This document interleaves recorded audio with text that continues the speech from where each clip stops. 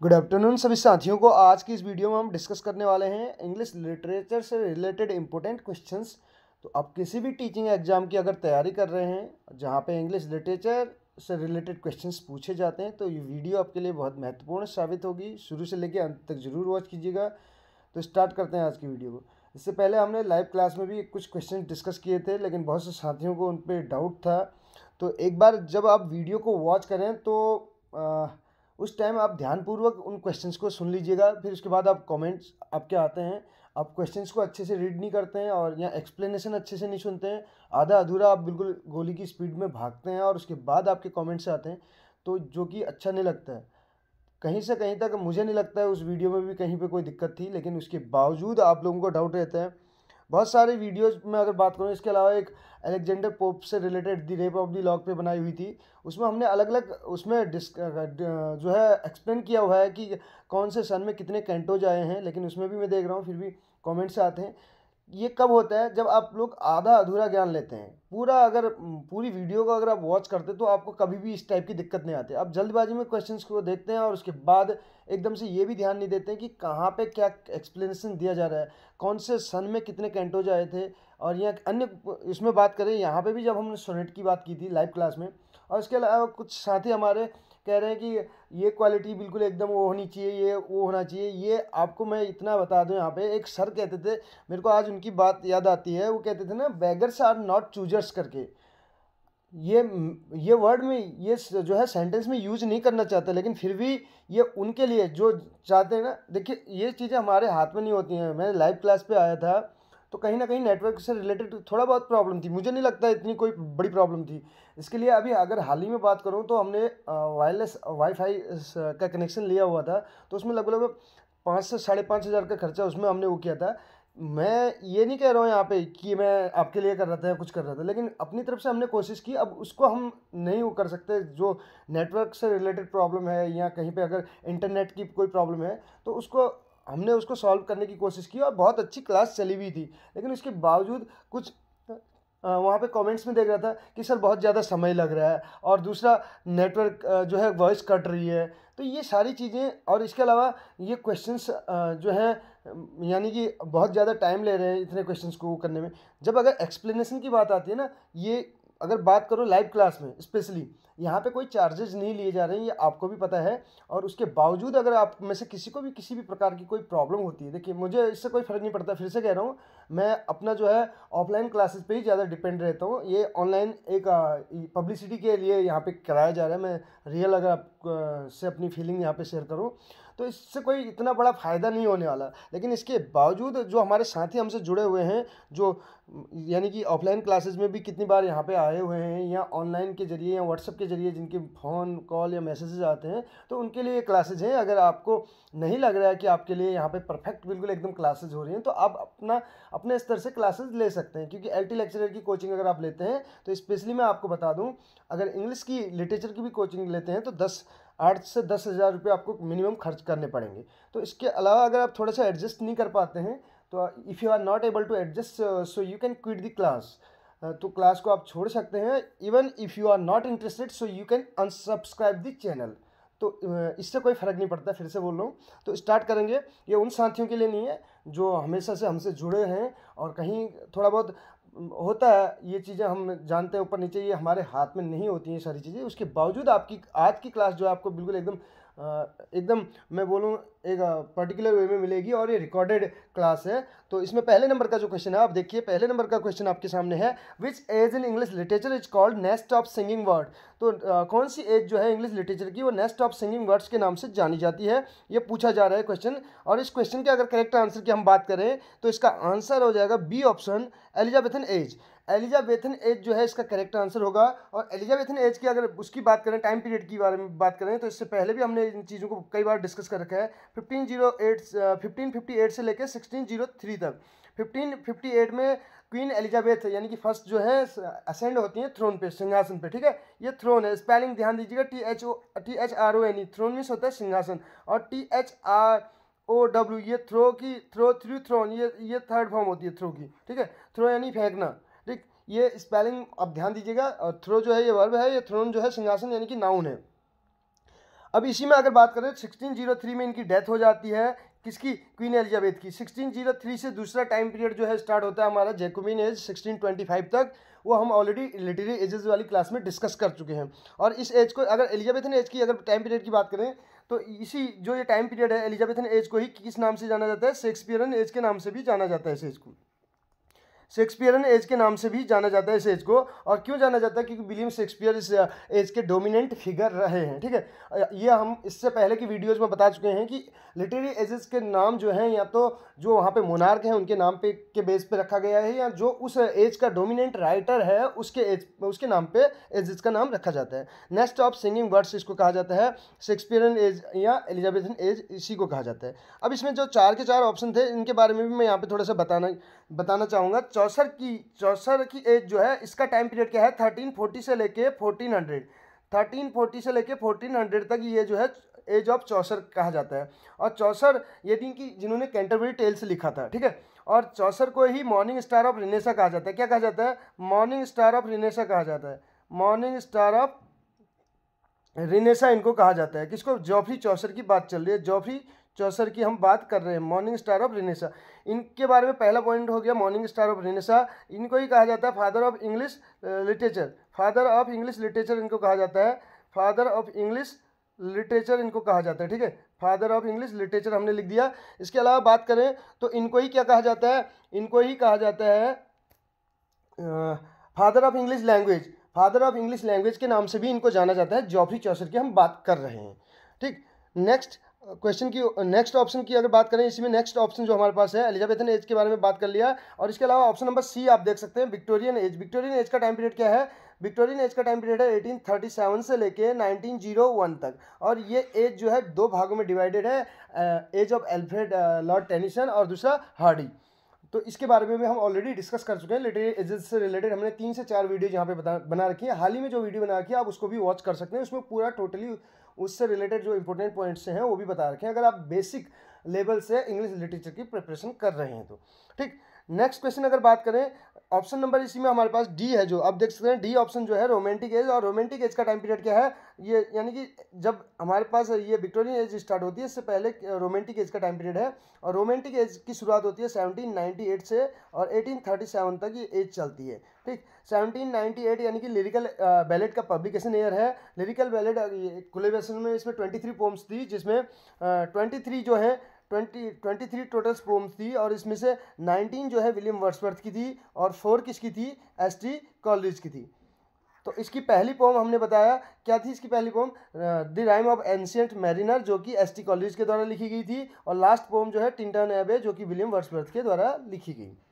तो बढ़ेंगे next question की ओर। नेक्स्ट क्वेश्चन है who introduced sonnet in English, England है यहाँ पे।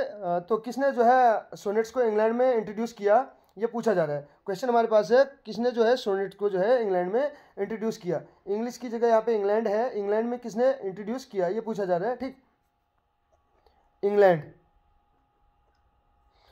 तो इसी में अगर बात करें इंग्लैंड में किसने इंट्रोड्यूस किया तो इसमें 4 ऑप्शन हमारे पास है। और इसका करेक्ट आंसर क्या होगा, अगर करेक्ट आंसर की ओर बढ़ें तो इसका आंसर हो जाएगा ऑप्शन नंबर सी। तो इंट्रोड्यूस किसने किया सोनेट को इंग्लैंड में, तो इसमें ऑप्शन नंबर हमारे पास जो सी है बोथ ए एंड बी, यानी कि सर थॉमस व्याट और हेनरी हावर्ड। हेनरी हावर्ड को एक और नाम से जाना जाता है, किस नाम से जाना जाता है इनको, हेनरी हावर्ड को अगर बात करें, हेनरी हावर्ड को ऑल ऑफ सरे के नाम से भी जाना जाता है, ऑल ऑफ सरे, ऑल ऑफ सरे के नाम से जाना जाता है। और इन्होंने कब इंट्रोड्यूस किया, 16th सेंचुरी में जो है इंट्रोड्यूस किया किसको, सोनेट को इंग्लिश में। तो नेक्स्ट क्वेश्चन की ओर बढ़ेंगे। अगला क्वेश्चन आप देखिए, when sonnet was introduced in England, तो इंट्रोड्यूस कब किया गया सोनेट को इंग्लैंड में, तो इसमें हमने ऑलरेडी बता दिया। यहाँ पे जो ऑप्शन नंबर हमारा जो हमारे पास ऑप्शन नंबर सी है, इसको ध्यान दीजिएगा। ऑप्शन नंबर जो सी है ये 16th सेंचुरी है, अर्ली 16th सेंचुरी, तो ये करेक्ट हो जाएगा। क्योंकि 1520s या 1530s के डिकेड में, यानी कि 1520s के डिकेड बोल रहे हैं, या 1520 से लेके 1530 के जो है इर्द गिर्द ही जो है इन्होंने इंट्रोड्यूस किया हुआ था। और बाद में इसी चीज़ को अगर बात करें, जो सोनेट की हम बात चल रहे हैं, तो इसका पब्लिकेशन आपने देखा होगा एक जो रिचर्ड्स टोटल करके, 1557, ठीक है। ये इसमें रिचर्ड टोटल का जो था क्या बात करें, रिचर्ड टोटल्स मिसेलेनी करके एक वो था 1557 में पब्लिश हुआ था। तो उसमें भी आपको जो है यहाँ पे ये जो कोलेबरेशन जैसे हमने बात की, जैसे अभी हम लिरिकल बैलेट की बात कर रहे थे, वहाँ पे भी 1557 में जो टोटल्स मिसेलेनी आया वो भी कोलेबरेशन में था, किसका, व्याट और सरे का ही, ठीक है। नेक्स्ट क्वेश्चन की ओर बढ़ेंगे। इससे पहले थोड़ा सा सोनेट के बारे में कुछ हमारे साथियों को डाउट भी था, इससे पहले हमने कमेंट्स के जरिए भी देखा, तो डाउट जो है ठीक है उसको क्लियर कर सकते हैं। लेकिन अगर कोई ज़रूरत से ज़्यादा वहाँ पे जो है अपना वो शो करने की कोशिश करे या अपने आप को ज़्यादा दिखाने की कोशिश करे, तो ऐसे लोगों के लिए फ़िलहाल हम बात करें तो हमारा चैनल नहीं है। जिनको अगर लगता है कि उनका नॉलेज और बहुत बेहतर नॉलेज उनके पास है इंग्लिश लिटरेचर का, तो वो अन्य कहीं से वो कर सकते हैं, वो वीडियोज़ को हमारी अगर न चाहें तो स्किप कर सकते हैं, यानी कि क्विट कर सकते हैं। न चाहें तो कोई ज़रूरी नहीं है, ऐसा कंपलसरी कहीं से कहीं तक नहीं है, आप लोग बिल्कुल फ्री हैं। लेकिन हम अपनी तरफ से कोशिश ये रहती है कहीं से कहीं तक आपको मिसगाइड नहीं करेंगे या गलत इन्फॉर्मेशन नहीं देंगे। जो हम भी जहाँ तक हमने जितनी भी बुक्स के माध्यम से जो हम आंसर्स लेते हैं उनको ही आपको शेयर करते हैं, और कोशिश ये रहती है कि किसी भी आंसर को पहले 2-3 सोर्सेज से हम वो कर लें, उसके बाद यहाँ पे शेयर करें। हाँ, कभी कभार क्या होता है, जब अगर आप यूथ कंपटीशन या घटना चक्र को पढ़ते हैं तो उनमें बहुत सारे आंसर्स आपको जो है वैरी दिखेंगे, यानी कि अंतर दिखेगा, उनमें चेंज दिखेगा आंसर्स में। या कभी कभार बात करें आयोग की आंसर की में भी आपको दिखेगा। लेकिन आप जब लिटरेचर की बुक्स को पढ़ते हैं, जब हिस्ट्री को पढ़ते हैं, तब जाके आपकी ये सारे डाउट्स क्लियर होंगे। कभी भी आप ऑप्शनल क्वेश्चंस को पढ़ रहे हैं, मल्टीपल चॉइस क्वेश्चन को, तो वहाँ पे मुझे नहीं लगता जो है आप बिल्कुल एकदम उस आंसर को एकदम 100% ऑथेंटिक माने। आप अगर हिस्ट्री किसी चीज़ की पढ़ रहे हैं तब जाके आप मान के चलिए कि आपका जो अपना नॉलेज है एकदम दुरुस्त है, ठीक है।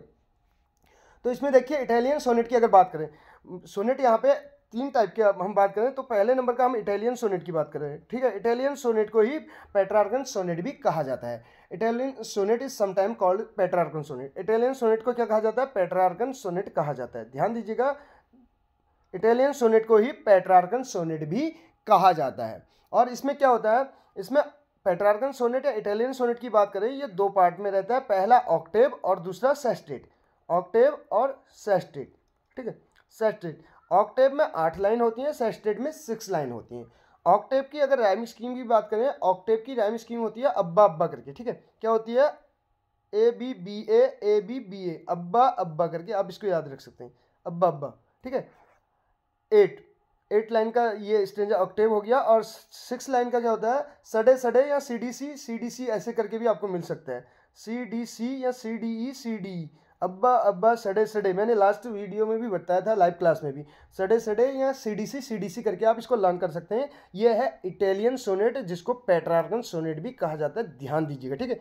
इसके बाद इससे रिलेटेड कमेंट नहीं दिखना चाहिए मेरे को। अगर फिर भी आपको डाउट रहता है तो आप पर्सनली पूछ सकते हैं, इसके लिए मैं आपको नंबर शेयर कर दूंगा। अदरवाइज आप हमारे फेसबुक पेज है उस पर विजिट कर सकते हैं, वहाँ पे आपको सारे नंबर्स मिल जाएंगे। फेसबुक पेज, वहाँ पे हम ऑफलाइन क्लासेस का पूरा आपको मिल जाएगा, वहाँ पे पोस्टर वगैरह भी, साई इंग्लिश क्लासेस करके ही है फेसबुक पेज भी। वहाँ पे भी आपको ये लिटरेचर से रिलेटेड वीडियोज़ वहाँ पे भी देखने को मिल जाएंगी, लिटरेचर, स्पोकन इंग्लिश या ग्रामर से रिलेटेड। नेक्स्ट देखिए, इसमें अगर हम बात करें, इटालियन सोनेट की हमने बात कर ली। दूसरा सोनेट था हमारा, जिसको हम बोलते हैं क्या, इंग्लिश सोनेट, शेक्सपियरन सोनेट या English sonnet. English sonnet is also known as Shakespearean sonnet. English sonnet को ही किस नाम से जाना जाता है, शेक्सपियरन सोनेट के नाम से भी जाना जाता है। शेक्सपियरन सोनेट के नाम से भी जाना जाता है, किसको, इंग्लिश सोनेट को। इंग्लिश सोनेट को किस नाम से जाना जाता है, शेक्सपियरन सोनेट के नाम से भी जाना जाता है। और इसकी राइम स्कीम की बात करें और इसमें क्या क्या चीज़ें होती हैं ये भी बता रहा हूँ मैं यहाँ पे, आप इसको भी नोट डाउन कर सकते हैं। इसमें जो है 3 क्वाड्रेंट्स होते हैं, 3 क्वाड्रेंट्स होते हैं, 3 क्वाड्रेंट्स, 3 × 4 क्वाड्रेंट्स का मतलब है 4 लाइन का स्टेंजा। 4 लाइन का स्टेंजा जब हमें देखने को मिलता है, जिसमें हमारे पास 4 लाइनें होंगी, तो उसको क्वाड्रेन बोलेंगे, ठीक है। और ये कितने हैं, इसमें 3 जो है क्वाड्रेन है, और एक क्या होता है इसमें, कपलेट होता है, यानी कि 2 लाइन का, दोहा जिसको बोलते हैं, ठीक है। तो 12 लाइन ये हो गया, 12 हमारे पास 3 × 4 करें, और 2 × 1 हो गया, 2 ये हो गया, टोटल 14 लाइन्स होती हैं सोनेट में। ये आपको ध्यान रखना है। और इसकी राइम स्कीम की बारे में बात करें, किसकी, हम शेक्सपियरियन सोनेट यानी कि इंग्लिश सोनेट की बात कर रहे हैं। A B C D E F करके होता है। A B C D E F ये तो तीन हमारे पास क्वार्टरेन हो गए। ये देखिए चार लाइन के, और लास्ट में हमारे पास होता है इसमें कपलेट जी करके, ठीक है। A B C D E F और जी करके, ये हमने बात की किसकी, शेक्सपियरियन सोनेट यानी कि इंग्लिश सोनेट की। अब तीसरे नंबर का हमारे पास जो सोनेट है उसको बोलते हैं क्या, स्पेंसरियन सोनेट। क्या बोलते हैं, स्पेंसरियन सोनेट बोलते हैं। स्पेंसर यानी कि एडमंड स्पेंसर की बात चल रही है, स्पेंसरियन सोनेट। एक हर्बर्ट स्पेंसर है वो अलग है, ठीक है। स्पेंसरियन सोनेट की बात करें तो इसकी राइम स्कीम क्या होती है, इस सोनेट को एक और नाम से भी जाना जाता है, इंटरलॉग्ड सोनेट के नाम से जाना जाता है। नोट डाउन कर सकते हैं, इंटरलॉग्ड सोनेट के नाम से जाना जाता है। अगर इसके बाद भी आपको कोई डाउट रहता है तो आप बताइएगा। सोनेट पे आपको एक ऐसी मास्टर क्लास देखने को मिलेगी, 10 मिनट की, इससे ज़्यादा समय नहीं लेंगे आपका। 10 मिनट के अंदर अंदर पूरे कॉन्सेप्ट जो है सोनेट से रिलेटेड वहाँ पे क्लियर कर दिए जाएंगे, कहीं से कहीं तो कोई डाउट नहीं रहेगा। स्पेंसरियन सोनेट को ही इंटरलॉक्ड सोनेट कहा जाता है। इंटरलॉक क्यों होता है, इंटरलॉक मशीन आपने देखा होगा, इंटरलॉक किया जाता है। तो इंटरलॉक क्यों होता है, इसकी राइम स्कीम की बात करें तो इसमें इसकी राइम स्कीम हमारी क्या होती है, इंटरलॉक्ड होती है। इंटरलॉक्ड कैसे होगी, ए बी देखिए, ए बी बी सी, अगला क्या हो जाएगा, सी डी, और लास्ट में हमारे पास क्या रहेगा, ई करके, ठीक। ये देखिए ए बी, ये ए बी पहले वाले का जो है, जो लेटर है वो दूसरे लेटर में हो जा रहा है। देखिए इंटरलॉक हो रहा है, पहले लेटर यानी कि बी इसमें आ रहा है और दूसरे का सी किस में आ रहा है, इस वाले में आ रहा है, और ये इंटरलॉक है आपस में। ए बी बी सी और सी डी और लास्ट में ई। ये है हमारे स्पेंसरियन सोनेट, स्पेंसरियन सोनेट की राइम स्कीम। अब स्पेंसरियन अगर सोनेट की बात करें, इसके साथ साथ आपने सुना होगा एक स्टेंजा होता है, स्पेंसरियन स्टेंजा भी बोला जाता है। स्पेंसरियन स्टेंजा को भी मैं यहीं पे बता रहा हूँ, इससे रिलेटेड पॉइंट भी। स्पेंसरियन स्टेंजा की बात करें, स्टेंजा यानी कि पोएम में जो क्या होती है, लाइंस दी रहती हैं। जैसे हम उसी को अगर हम किसी कहानी की बात करें तो उसमें पैराग्राफ बोला जाता है, तो यहाँ पे इसको स्टेंजा बोला जाता है, ठीक है, कविता में। अब इसमें स्पेंसरियन स्टेंजा की बात करें तो इसमें क्या 9 लाइन्स होती हैं। कितनी होती हैं, 9 लाइन्स। फर्स्ट 8 लाइन जो होती हैं वो किस में होती हैं, इयाम्बिक पेंटामीटर में होती हैं। इयाम्बिक पेंटामीटर में होती हैं, ठीक है। इयाम का मतलब क्या होता है, ये भी बाद में बताएंगे किसी नेक्स्ट वीडियो में। स्ट्रेस्ड और अनस्ट्रेस्ड करके होता है, ठीक है। तो इसमें देखिए यूएस, इयाम का मतलब होता है अनस्ट्रेस्ड और स्ट्रेस्ड होता है, सॉरी, ठीक है। अगर बात करें इयाम्बिक पेंटामीटर, 8 लाइन्स का होता है। पहले जो 8 लाइन है, सॉरी, ये किस में होती हैं, इयाम्बिक पेंटामीटर में। और जो एक लास्ट की एक लाइन है ये वाली, ये लास्ट लाइन किस में होती है, ये होती है इसको बोलते हैं 6 लाइन में होती है, 6 फीट्स में। कितने फीट में होती हैं, हैविंग 6 इयाम्बिक फीट बोल सकते हैं। इसमें 6 इयाम्बिक फीट होते हैं। कितने होते हैं, 6 इयाम्बिक फीट इसमें होते हैं।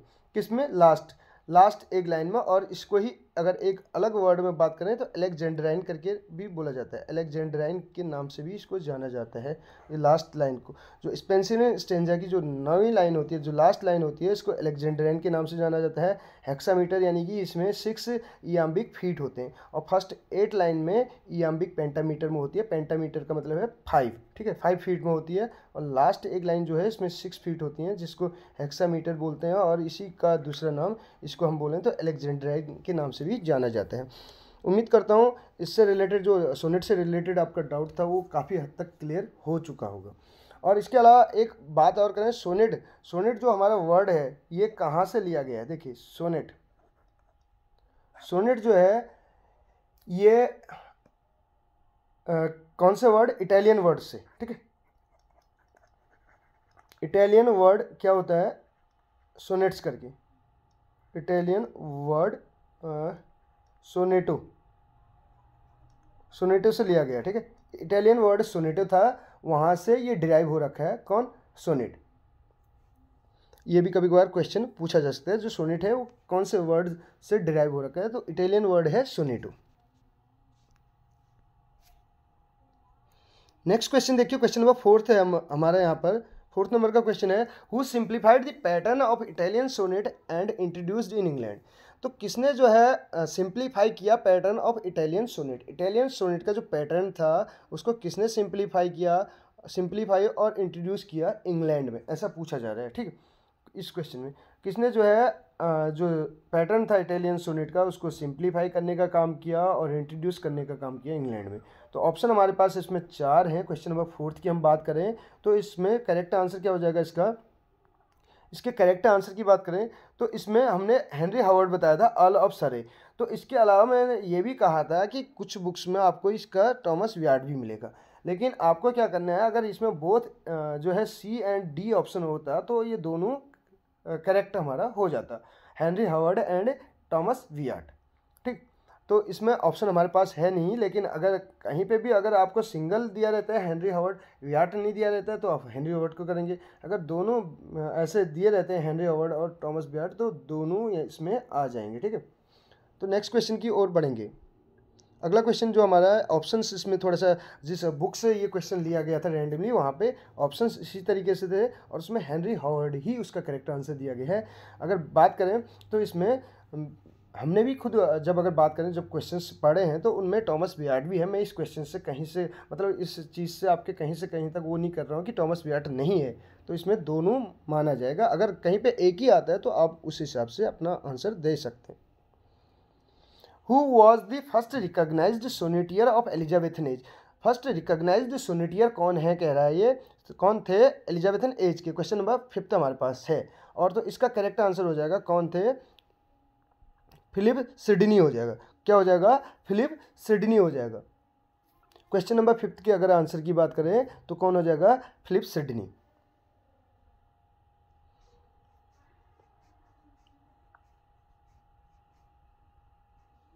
आपके लिए एक क्वेश्चन यहाँ पे है, आर्केडिया के लिए कौन जाना जाता है। ठीक है, आप जरूर इसका आंसर दीजिएगा, आर्केडिया के लिए कौन जाना जाता है। आर्केडिया यानी कि किसका वर्क है। ठीक है, what is the title of Philip Sidney sonnet. Philip Sidney के सोनेट का टाइटल क्या था। अगर सोनेट सीक्वेंस की बात करें फिलिप सिडनी का जो फर्स्ट सोनेट सीक्वेंस बोल सकते हैं जिसको, तो वो क्या है ये पूछा जा रहा है इसमें फिलिप सिडनी के सोनेट। तो ये है एस्टोफेल एंड स्टेला और इसी को फर्स्ट सोनेट सीक्वेंस भी कहा जाता है। नेक्स्ट क्वेश्चन की ओर बढ़े। अगला क्वेश्चन है, what is the title of the collection of sonnets of Spencer. Spencer के जो सोनेट्स का जो कलेक्शन है उसको किस नाम से जाना जाता है। तो क्वेश्चन नंबर 7 के अगर आंसर की बात करें तो एमोरिटी के नाम से जाना जाता है। और इसमें कितने सोनेट्स हैं, ये नेक्स्ट क्वेश्चन हमारे पास है, how many sonnets are there in Amoretti. Amoretti में कितने सोनेट्स हैं, तो इसकी अगर बात करें तो इसमें 89 इसका करेक्ट आंसर हो जाएगा, ऑप्शन नंबर सी। ये स्पेंसर कौन से हैं, फेरी क्वीन वाले। एडमंड स्पेंसर कौन से हैं, ये फेरी क्वीन वाले हैं। फेरी क्वीन वाले एडमंड स्पेंसर हैं, ये फेरी क्वीन।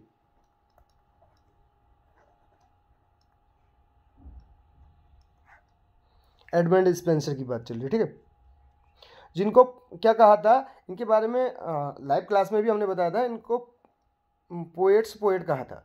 पोएट किसने कहा था, चार्ल्स लैम्ब ने कहा था। चार्ल्स लैम्ब ने इनको पोएट कहा था। और अगर बात करें चार्ल्स लैम्ब ने इनको पोएट कहा था। और चार्ल्स लैम्ब को किस नाम से जाना जाता है ये भी हमने बताया था। चार्ल्स लैम्ब को किस उससे जाना जाता है, प्रिंस ऑफ इंग्लिश एसेज के नाम से जाना जाता है। प्रिंस ऑफ इंग्लिश एसेज के नाम से जाना जाता है, English essays, prince of English essays. और फादर ऑफ इंग्लिश एसेज की बात करें तो फ्रांसिस बेकन है।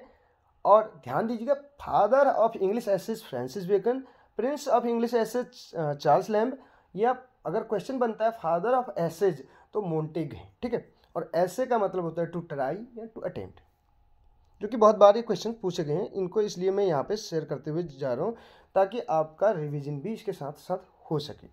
What was the rhyming pattern of Spenserian sonnet. Rhyming pattern क्या है स्पेंसरियन सोनेट की अगर बात करें तो अभी हमने बात किया इंटरलॉक्ड बोलते हैं। तो इसमें क्या होता है, A B B C C D और ई करके हो जाएगा। इसका करेक्ट आंसर क्या हो जाएगा, क्वेश्चन नंबर 9 का ए हो जाएगा करेक्ट आंसर। इंटरलॉक्ड कहा जाता है। क्यों इंटरलॉक्ड कहा जाता है, ध्यान दीजिएगा, इसमें इंटरलॉक हो रहा है। देखिए ये जो बी है ये दूसरे वाले में आ रहा है बी, और ये जो सी है ये किस में आ रहा है, इस वाले में आ रहा है। तो कहीं ना कहीं एक दूसरे में ये चीज़ें हो रही हैं, इंटर लॉक हो जा रही हैं, बंद हो जा रही हैं। नेक्स्ट देखिए, नेक्स्ट क्वेश्चन हमारे पास है, क्वेश्चन नंबर 10 है, who wrote the collection of sonnets title ideas mirror. Ideas mirror करके जो क्वेश्चन है हमारा, जो कलेक्शन ऑफ सोनेट है, ये किसके द्वारा लिखा गया है, ये पूछा जा रहा है। तो ये माइकल ड्रेटन के द्वारा लिखा गया। ऑप्शन नंबर इसका डी करेक्ट हो जाएगा। नेक्स्ट क्वेश्चन देखिए, who is called the greatest सोनेटियर of Elizabethan age. Greatest सोनेटियर के नाम से किसको जाना जाता है, एलिजाबेथन एज की। तो ऑप्शन हमारे पास 4 हैं इस क्वेश्चन में, और करेक्ट आंसर इसका हो जाएगा विलियम शेक्सपियर। विलियम शेक्सपियर को ही जो है ग्रेटेस्ट सोनेटियर कहा जाता है। कितने सोनेट लिखे थे इन्होंने, 154 सोनेट लिखे थे इन्होंने। कितने सोनेट लिखे थे, 154 सोनेट्स लिखे थे। हाउ मैनी सोनेट्स कंपोज्ड, ये क्वेश्चन आ गया। नेक्स्ट देखिए, हमने ऑलरेडी डिस्कस कर लिया था 154। नेक्स्ट क्वेश्चन की ओर बढ़े, to whom Shakespeare dedicated most of the sonnets. तो अपने अधिकतर सोनेट इन्होंने किसको डेडिकेट किए थे, ये पूछा जा रहा है। क्वेश्चन नंबर 13 हमारा है, और मिस्टर WH हो जाएगा इसका करेक्ट आंसर। क्या हो जाएगा, मिस्टर WH। नेक्स्ट क्वेश्चन है, क्वेश्चन नंबर 14 हमारे पास है, to whom Shakespeare dedicated his remaining sonnet. तो अधिकतर सोनेट तो WH को इन्होंने डेडिकेट कर दिए। इसके बाद इनके जो रिमेनिंग सोनेट थे उनको किसको समर्पित किया इन्होंने, तो इन्होंने डार्क लेडी को किया। और डार्क लेडी यानी कि मैरी फिटन के नाम से जाना जाता है। How many lines a sonnet has. Sonnet में कितनी लाइन्स होती हैं, हमने ऑलरेडी बताया था। कितनी लाइन्स होती हैं, 14 लाइन्स होती हैं। अगर बात करें इसमें, हमने सोनेट में बात किया था, जो इटालियन सोनेट है उसमें कितनी होती हैं, ऑक्टेव और सेस्टेट। ठीक है, ऑक्टेव 8 लाइन का, सेस्टेट 6 लाइन का। और इसके अलावा बात करें, दूसरा हमने शेक्सपियरियन सोनेट की बात की, इंग्लिश सोनेट, जिसमें 3 क्या है, क्वार्टरेंस और एक couplet. How many stanzas found in English sonnet. तो कितने स्टेंजाज होते हैं इंग्लिश सोनेट में, स्टेंजाज कितने होते हैं, तो ये पूछा जा रहा है क्वेश्चन नंबर 16 में हमसे। तो 4 स्टेंजा होते हैं। 4 क्यों होते हैं, देखिए 3 तो क्वार्टरेन होते हैं और एक कपलेट होता है, तो 4 स्टेंजा होते हैं। How many quatrains are found in English sonnet. Quatrain यानी कि 4 लाइन का, कितने क्वार्टरेन होते हैं इंग्लिश सोनेट में, 3 होते हैं। 4 3 12 हमने बताया था उसमें। How many lines are found in a quatrain. तो कितनी लाइन्स होती हैं क्वार्टरेन में, तो क्वार्टरेन में कितनी होती हैं, 4 लाइन्स होती हैं। अब क्वार्टरेन पे बेस्ड एक क्वेश्चन और यहाँ पे मैं आपके साथ शेयर करना चाहूँगा। क्वार्टरेन यानी कि बैलेड भी जो है वो भी क्वार्टरेन में लिखा जाता है। ठीक है, बैलेड, ये भी क्वेश्चन पूछा गया है अगर बात करें उत्तराखंड लेक्चरर में। How many couplets are found in English sonnet. Couplet कितने पाए जाते हैं इंग्लिश सोनेट में, तो ये राइम स्कीम यहाँ पे दे दी है। क्वेश्चन थोड़ा सा इसके ऑप्शंस जो है गलत टाइप हो रखे हैं। तो कितनी जो है कितने कपलेट पाए जाते हैं इंग्लिश सोनेट में, तो कपलेट एक ही होता है। कितना होता है, एक ही होता है, लास्ट के 2 लाइन्स का। ठीक है, 2 लाइन का यानी कि दोहा जिसको बोलते हैं, जी करके जो है। ठीक, और अगर यहीं पे बात करें जो इंग्लिश सोनेट है उसकी राइम स्कीम की बात करें, तो क्या होती है, AB CD CD EF G, यानी कि ऑप्शन नंबर बी इसका करेक्ट आंसर हो जाएगा। Who is called the father of English essays. Father of English essays के नाम से किसको जाना जाता है, फादर ऑफ इंग्लिश एसेज के नाम से हमने बताया था आपको, फ्रांसिस बेकन को जाना जाता है। किसको जाना जाता है, फ्रांसिस बेकन को जाना जाता है।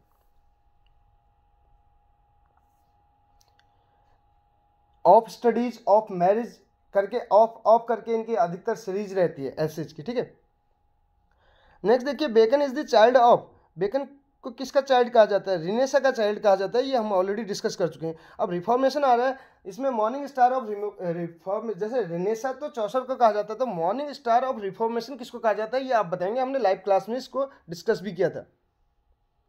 मॉर्निंग स्टार ऑफ रिफॉर्मेशन आपको बताना है। रिनेसा तो हमने बता दिया, चौसर को कहा जाता है। Which style of writing Bacon used. Bacon कौन सी राइटिंग स्टाइल यूज करते थे अपने उसमें अगर बात करें तो, अपने एसेज के लिए।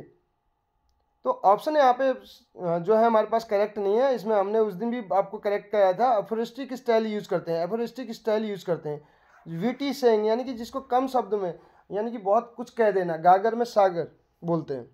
बहुत कम सटीक शब्दों का यूज करना, बहुत कम शब्दों में बहुत कुछ कह देना, कहने का मतलब। Who says whose essays called a handbook of practical wisdom. Handbook of practical wisdom किसके एसेज को कहा जाता है। ठीक है, क्वेश्चन नंबर 23 हमारे पास है, और इसका करेक्ट आंसर की बात करें तो इसमें हो जाएगा, इसका करेक्ट आंसर क्या हो जाएगा, इसका बेकन हो जाएगा। बेकन के जो है एसेज को कहा जाता है क्या, practical, handbook of practical wisdom. Bacon का लाइफ स्पैन आप कमेंट बॉक्स के जरिए बताइएगा, ये क्वेश्चन आपके लिए है, बेकन का लाइफ स्पैन क्या है। Question number 24, who is called the father of empiricism. Empiricism के फादर किसको कहा जाता है? एम्पेरिसिज्म के फादर के नाम से किसको जाना जाता है, ये पूछा जा रहा है। तो इसका करेक्ट आंसर क्या हो जाएगा? बेकन हो जाएगा। Who is called one of the father of modern science. तो इनमें से अगर one of the father of modern science की बात करें तो इसमें भी बेकन हो जाएगा। लेकिन अगर आप, हमने कहा था कि अगर आप साइंस के हिसाब से जा रहे हैं, जैसे चार्ल्स डार्विन भी उस दिन बहुत से साथी आंसर दे रहे थे, चार्ल्स डार्विन किसके लिए जाने जाते हैं? ओरिजिन ऑफ स्पेसिस के लिए जाने जाते हैं, ओरिजिन ऑफ स्पेसिस के लिए जाने जाते हैं। और ये कब आया है इनका वर्क, ये आप कमेंट बॉक्स के जरिए बताएंगे। और क्रिस्टोफर मार्लो की बात करें तो क्रिस्टोफर मार्लो, ये इनका लाइफ स्पैन यानी कि जब अगर बात करें 1564 में विलियम शेक्सपियर का भी जन्म होता है और 1564 में इनका भी जन्म होता है। और ये इनकी डेथ जो है ब्रॉल में होती है, हाथापाई, ठीक है। इंग्राम फ्रेजर करके है, वो स्टेप कर देता है, ठीक है। और Christopher Marlowe one of the university wits, यानी कि यूनिवर्सिटी विट्स की संख्या 7 है, उनमें से एक है क्रिस्टोफर मार्लो। क्रिस्टोफर मार्लो की अगर बात करें तो Jew of Malta, Tamburlaine the great, doctor Faustus इनके ग्रेट वर्क्स में आते हैं। क्वेश्चन नंबर 26 आपके सामने है, who wrote the elements of common laws of England. तो किसने लिखा the elements of common laws of England करके? क्वेश्चन नंबर 26 का आंसर हमें बताना है। तो अगर इस क्वेश्चन के करेक्ट आंसर की बात करें तो इसका आंसर हो जाएगा ऑप्शन नंबर ए, बेकन। और इसी क्वेश्चन में बात करें, टॉमस नैश और जॉन लिली जो है यूनिवर्सिटी विट्स में आते हैं, मिल्टन प्यूरिटन एज से बिलोंग करते हैं, पैराडाइज लॉस्ट वाले हैं। और बेकन आपको पता है यानी कि फ्रांसिस बेकन का जो अगर बात करें तो एलिजाबेथन एज में ही हम मानेंगे इनका जो है, ठीक। तो एलिजाबेथन एज या शेक्सपियरियन एज जिसका टाइम पीरियड हमने ऑलरेडी डिस्कस कर रखा है 1558 से लेकर 1603 तक। हालांकि अगर बात करें इनके वर्क्स जो हैं जैकोबिन एज में आपको देखने को मिलेंगे, इनके जो वर्क्स हैं इनको फेम वहाँ जाके प्राप्त होती है। लेकिन अगर बात करें तो इनके जन्म के बेस पे, मैं इनके लाइफ स्पैन के बेस पे बता रहा हूँ, ठीक। तो इनके वर्क्स अधिकतर जो है जैकोबिन एज में आपको देखने को मिलेंगे। और जिस एज में जिस इनके अपने वर्क्स होते हैं तो इनको उसी एज से कोरिलेट कर लिया जाता है, ये भी आप ध्यान दीजिएगा। तो इसमें हम बोल सकते हैं, अगर फ्रांसिस बेकन के बारे में बात की जाए तो अर्ली 17th सेंचुरी हम बोल सकते हैं, first half of 17th century, यानी कि 1601 से अगर बात करें तो ये किस में आ जाएगा? 17th सेंचुरी में आ जाएगा, first half of 17th century हो जाएगा। Francis Bacon is best known for, Francis Bacon किसके लिए जाने जाते हैं? तो इसमें हमारे पास ऑप्शन 4 हैं और करेक्ट आंसर बताना है। तो ये promotion of the scientific method के लिए जाने जाते हैं, ठीक। साइंटिफिक मेथड यानी कि जो अभी हम एम्पिरिसिज्म की बात कर रहे हैं तो उसमें भी कहीं ना कहीं साइंस की बात होती है। नोवम ऑर्गेनम किसका वर्क है, किसने लिखा है, ये पूछा जा रहा है। इसमें भी अगर बात करें तो फ्रांसिस बेकन हो जाएगा। नेक्स्ट क्वेश्चन की ओर बढ़ेंगे। अगला क्वेश्चन हमारे पास जो है क्वेश्चन नंबर 29 देख सकते हैं, how many essays written by Bacon. Bacon के द्वारा कितने एसेज लिखे गए? तो 58, ऑप्शन नंबर सी हो जाएगा। इसमें हमने उस दिन डिस्कस भी किया था कितने एडिशन आए हुए हैं इनके और किस एडिशन में कितने वर्क्स कितने एसेज हैं, ये भी बताया हुआ था। तो अब उस क्लास को भी वॉच कर सकते हैं, उस लाइव क्लास को भी, ठीक है। शुरुआत में उसमें थोड़ा बहुत प्रॉब्लम है नेटवर्क की, लेकिन इतनी भी प्रॉब्लम नहीं है कि आपको वहाँ से कहीं तक कोई ज़्यादा दिक्कत आए। थोड़ा एडजस्ट जो है करना पड़ेगा आपको भी, अगर आप चाहते हैं कि फ्री ऑफ कॉस्ट आपको सारी चीज़ें यहाँ मिले। तो इतना हम नहीं कह सकते कि हमारे हाथ में ये सारी चीज़ें नहीं होती हैं, जहाँ तक पॉसिबल हो पाता है हम कोशिश करते हैं अपनी तरफ से चीज़ों को सही रखने की। Who wrote about Francis Bacon, Francis Bacon के बारे में किसने लिखा कि the wisest brightest and meanest of mankind, ये तो अलेक्जेंडर पोप हैं। कौन है? अलेक्जेंडर पोप ने कहा था ये। ऑप्शन नंबर ए इसका करेक्ट आंसर हो जाएगा। अलेक्जेंडर पोप की अगर बात करें तो इनकी एक अलग से एज आपको देखने को मिलती है 1701 से लेकर 1745 तक, जिसको ऑगस्टिन एज के नाम से भी जाना जाता है, ठीक। तो इस वीडियो में 30 क्वेश्चन ही डिस्कस कर पाएंगे क्योंकि अभी ऑफलाइन क्लासेस का समय हो चुका है। तो इसके बाद जो बचे हुए क्वेश्चंस हैं वो नेक्स्ट वीडियो में हम यहाँ पे डिस्कस करेंगे, प्रॉमिस है। और अगर दिक्कत आती है लाइव क्लासेस में तो कोई बात नहीं, हम उसकी रिकॉर्डेड वीडियोज यहाँ पे आपको देंगे। आपको जो है रिकॉर्डिंग जो है हमारी रिकॉर्डेड क्लासेज हैं वो यहाँ पे आपको मिलेंगी और इसके साथ साथ बात करें तो लाइव क्लासेस में भी आप जुड़ सकते हैं, इतनी प्रॉब्लम नहीं होती है, लेकिन उसको एक पार्ट टाइम आप उसको रूप में ले सकते हैं। अपनी प्रिपरेशन कैसी है उसको चेक कर सकते हैं उन क्लासेस के बेस पे। क्योंकि अभी अगर बात करूँ तो शेड्यूल तो फिक्स मैंने किया था 9 बजे के आसपास, लेकिन टाइम नहीं हो पाता। फिर भी अगर बात करूँ तो कहीं ना कहीं हम भी इतने बिजी रहते हैं अपने काम में, क्योंकि अगर बात करूँ तो यहाँ पे यूट्यूब एक पार्ट टाइम है मेरे लिए। मैं फिर से बोल रहा हूँ, इसको मैं पब्लिसिटी यानी कि यहाँ से थोड़ा सा जो बोल सकते हैं हमें शौक़ है, तो और ये शौक़ जो है, और अगर इसके बाद साथ साथ बात करूँ तो कुछ जो हमारे साथी हैं उन तक भी अपने जो हमने सीखा है उस सीखने सिखाने की जो प्रोसेस है उसको कंटिन्यू रखा जाए, उसके लिए हम यहाँ पे करते हैं। और यहाँ से अगर बात करें तो इस टाइप का ऐसा कुछ भी नहीं है। अगर आपको लग रहा है कि यहाँ से हमें कुछ फ़ायदा हो रहा है, कुछ फ़ायदा है नुकसान, तो इसके लिए हम यहाँ पे क्लासेस प्रोवाइड नहीं करते हैं। क्योंकि इसमें अगर बात करें ना तो आप लोगों को इतना रिस्पॉन्स मिल पाता है, ना इतना आप शेयर करते हैं। जो लोग अधिकतर कमेंट्स करते हैं देखने में आता है ज्योग्राफी, जब अगर इसके ज्योग्राफी में जाए वीडियो की तो उसमें सब पता चल जाता है, वहाँ से हिस्ट्री पता चल जाती है कि कितने लोगों ने शेयर किया, क्या क्या उसमें रिस्पॉन्स कर रहा उनका, सारा कुछ पता चल जाता है। लेकिन यहाँ पे फिर से बोलूँगा उतना कोऑपरेशन नहीं मिल पाता है। कुछ जिन साथियों का मिलता है उनका तहे दिल से आभार व्यक्त करूँगा, और आगे भी उनका मिलता रहेगा, और अपनी तरफ से जितना भी उनके इस भाई से हो पाएगा कोशिश करूँगा मैं आगे, और कंटिन्यू यहाँ पे क्लासेज आपको देखने को मिलेंगी। नए सत्र में, इस सत्र में अगर बात करूँ अप्रैल से आपको यहाँ पे लगभग कंटिन्यू क्लासेज यहाँ पे मिलेंगी, चाहे पेडागॉजी हो, चाहे ग्रामर हो, चाहे लिटरेचर हो। इससे फर्क नहीं पड़ता है कि किसको क्लासेस पसंद आती है, किसको नहीं आती हैं, लेकिन क्लासेज अपने ही वे में चलेंगी, ठीक। और जहाँ तक बात करूँ तो यहाँ पे 30 से 50 क्वेश्चंस की हमारी सीरीज कंटिन्यू रहेगी।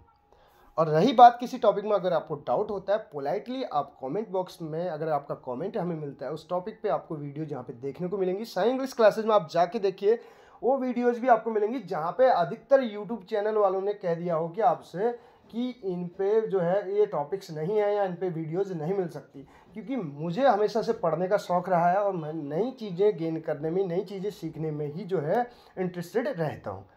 Thank you so much.